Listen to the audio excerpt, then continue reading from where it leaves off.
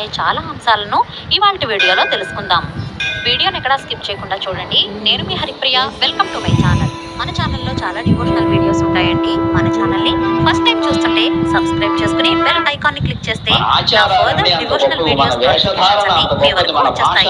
Already subscribe చేసుకుంటే చాలా చాలా ధన్యవాదాలు. ఇంకా వీడియోలోకి వెళ్ళిపోదాం. వరాలిచ్చే వరలక్ష్మి అమ్మవారి వ్రతాన్ని ఆచరించడానికి ఎలాంటి నియమాలు, నిష్టలు, మడులు అవసరం లేదు. నిశ్చలమైన భక్తి, ఏకాగ్రత ఉంటే చాలు. వరలక్ష్మి వ్రతం ఎంతో మంగళకరమైనది. ఈ వ్రతాన్ని చేయడం వల్ల లక్ష్మీదేవి కృపా కటాక్షాలు కలిగి ఐశ్వర్యం లభిస్తాయి. అంతేకాకుండా సకల శుభాలు కలుగుతాయి. స్త్రీలు దీర్ఘకాలంగా సుమంగళిగా ఉండేందుకు ఈ వ్రతాన్ని ఆచరించడం తప్పనిసరి. లక్ష్మీదేవి సంపదలిచ్చే తల్లి. సంపదలంటే కేవలం ధనమే కాదు, ధాన్య సంపద, పశు సంపద, గుణ సంపద, జ్ఞాన సంపద ఇలాంటివెన్నో కూడా ఉన్నాయి. అలాగే వర అంటే శ్రేష్టమైనది అని అర్థం. శ్రావణ మాసంలో పౌర్ణమి ముందు శుక్రవారాన్ని వరలక్ష్మి వ్రతంగా ఆచరిస్తారు. ఈ రోజున కాకపోతే తరువాత వచ్చే శుక్రవారాల్లో కూడా ఈ వ్రతాన్ని చేసుకోవచ్చు. శ్రావణ శుక్రవార వ్రతాన్ని ఆచరించడం వల్ల పాపాలు తొలగి లక్ష్మీ ప్రసన్నత కూడా కలుగుతుంది. ఈ వ్రతాన్ని ఎలా ఆచరించాలంటే వరలక్ష్మి వ్రతం రోజు ఉదయాన్నే లేచి తలస్నానం చేసి ఇంటిని శుభ్రం చేసుకోవాలి. ఇంట్లో పూజా మందిరంలో ఒక మండపాన్ని ఏర్పాటు చేసుకోవాలి. పిండితో ముగ్గులు పెట్టి పసుపు కుంకుమలతో అందంగా అలంకరించుకోవాలి. దానిపై వస్త్రాన్ని పరిచి లక్ష్మీదేవి ఫోటోను పెట్టుకోవాలి. ముందుగా పసుపు వినాయకుడిని చేసుకుని సిద్ధం చేసుకోవాలి. తర్వాత కలశాన్ని ఏర్పాటు చేసుకోవాలి. ఒక రాగి లేదా ఇత్తడి పళ్ళాన్ని తీసుకుని దానిలో 3 కానీ 5 కానీ గుప్పెళ్ల బియ్యాన్ని పోసి దాన్ని ఒకసారి ఈవెన్ గా సర్ది దానిపై 2 తమలపాకులు పెట్టి ఒక ఇత్తడి లేదా రాగి చెంబు తీసుకుని ఆ తమలపాకులపై పెట్టి దానిలో నిండుగా నీళ్లు పోయాలి.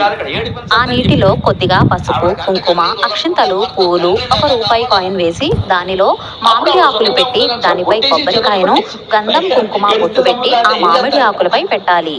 ఆ కొబ్బరికాయపై ఎరుపు, ఆకుపచ్చ, పసుపు రంగు జాకెట్ ముక్కను పెట్టుకుని గాజులు వేసి మీరు లక్ష్మీ రూపు తీసుకుని ఉంటే కనుక పసుపు తాడుకు లక్ష్మీ రూపు కట్టి అమ్మవారికి వేయొచ్చు. లేదా రూపు తీసుకునే ఆనవాయితీ లేకపోతే కనుక పసుపు కొమ్ముకైనా పసుపు తాడు కట్టి వేయొచ్చు. ఈ విధంగా కలశాన్ని సిద్ధం చేసుకుని పెట్టుకోవాలి. అలాగే తోరాన్ని, వాయనాన్ని కూడా సిద్ధం చేసుకుని పెట్టుకుంటే మనం పూజ మధ్యలో లేవక్కర్లేదు.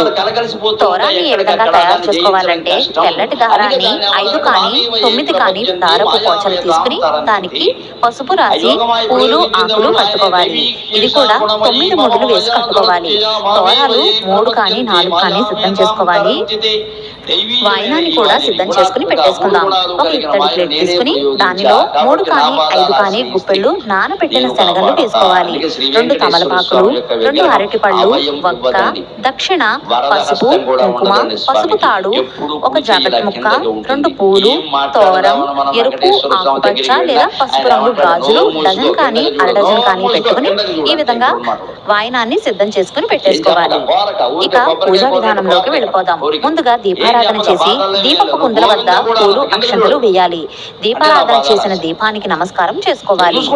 ముందుగా ఆచమనం చేసి సంకల్పం చెప్పుకోవాలి. మనం ఏ పూజ చేసినా, ఏ వ్రతం చేసినా గణపతిని ఆరాధిస్తాం కదా, అలాగే ఇక్కడ కూడా పసుపు గణపతిని చేసుకుని ఆరాధించాలి. గణపతిని షోడశోపచారాలతో పూజించాలి. అంటే ఆవాహనం, ఆసనం, పాద్యం, అర్ఘ్యం, స్నానం, వస్త్రం, యజ్ఞోపవీతం, గంధం, అక్షతలు, ధూపం, దీపం చూపించి నైవేద్యంగా చిన్న బెల్ల ముక్కను కానీ 2 అరటిపళ్ళు కానీ నైవేద్యం పెట్టి మంగళహారతి ఇవ్వాలి. మంత్రపుష్పం చెప్పుకుని ఆత్మ ప్రదక్షిణ చేసి అక్షింతలను గణపతిపై వెయ్యాలి. గణపతిని 3 సార్లు కదిపి యథాస్థానం ప్రవేశయామి అని చెప్పి కదపాలి. ఇంతటితో గణపతి పూజ ముగుస్తుంది. ఇప్పుడు వరలక్ష్మి వ్రతాన్ని ప్రారంభించాలి. లక్ష్మీ అమ్మవారిని కూడా గణపతిని ఏ విధంగా షోడశోపచారాలతో పూజించామో సేమ్ అలానే అమ్మవారిని కూడా షోడశోపచారాలతో పూజించాలి. అంటే ధ్యానం, ఆవాహనం, ఆసనం, పాద్యం, అర్ఘ్యం, స్నానం, వస్త్రం, యజ్ఞోపవీతం, గంధం, అక్షింతలు, పుష్పం సమర్పించిన తర్వాత అదాంగ పూజను చేయాలి. అదాంగ పూజ అంటే అమ్మవారి ప్రతి అంగానికి పూజ చేయడం అన్నమాట. అదాంగ పూజను అక్షింతలు, పూలు, కుంకుమ వేస్తూ అదాంగ పూజను చదువుకోవాలి. తర్వాత అమ్మవారి అష్టోత్తర శతనామావళి అంటే 108 నామాలు చదువుకుంటూ పసుపు, కుంకుమ, పూలు, అక్షంతలు వేస్తూ చదువుకోవాలి. ఆ తర్వాత లక్ష్మీ అమ్మవారివి ఏమైనా స్తోత్రాలు వచ్చి ఉంటే అవి కూడా చదువుకోవచ్చు. తర్వాత ధూపం దీపం కూడా చూపించి నైవేద్యంగా అరటిపళ్ళు, కొబ్బరికాయ, మనం ఏమైతే నైవేద్యాలు తయారు చేశామో అవన్నీ కూడా, అంటే బూరెలు, గారెలు, పులిహోర, పరమాన్నం, అవన్నీ కూడా నైవేద్యంగా సమర్పించాలి.